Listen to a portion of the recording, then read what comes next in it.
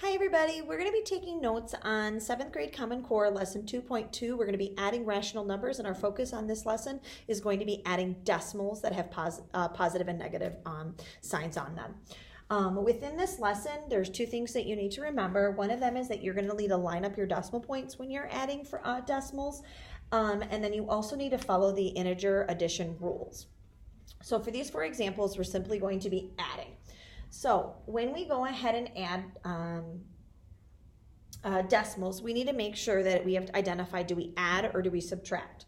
You have a negative and you adding a positive. Because you have a negative and a positive, you have 0 pairs. When you have 0 pairs, you subtract, because the 0 pairs cancel away and subtraction is also taking away.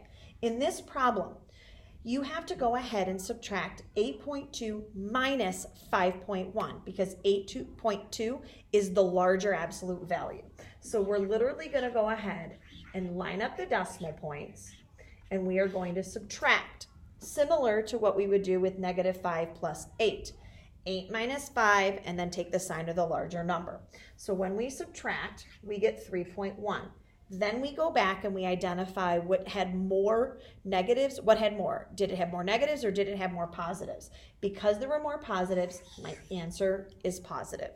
So we identified if there were 0 pairs. Because there was, we subtracted the largest number minus the smaller number, and then we identified that it was positive because there were more positive. In example 2, there are negatives and positives, which means we subtract because there are 0 pairs. The larger of the 2 numbers is 9. When we line this up, 9 doesn't have a decimal point visible, but we know 9 is the same as $9, so we add that decimal point in 0 so the decimal points can be lined up. We then go ahead and regroup so that we have 6, 3, 5, carrying down my decimal point. So we subtracted because there were 0 pairs, and then because there are more negatives, my answer is going to be negative. In example 3, you have 2 negatives, which means you have no 0 pairs, which means you're going to add. So your focus in example 3 is making sure that you're lining up your decimal points. Sometimes it's needed for you to go ahead and add place value or placeholders like zeros. It's negatives plus negatives, which means there's more negatives. In example 3, there are a positive and a negative, so I'm subtracting because there are 0 pairs. So I'm subtracting the largest number minus the smaller number. I've lined up my decimal points, and I need to add a 0 as a placeholder. I then go ahead and subtract. And in this case, I need to regroup.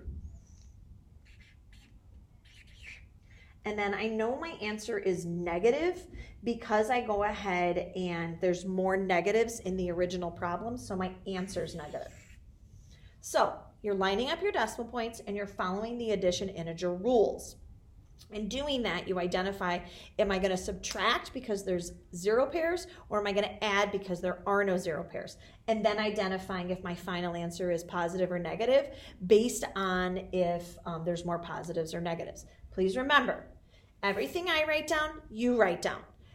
You need to make sure that you're writing questions or clarifying notes on the sides.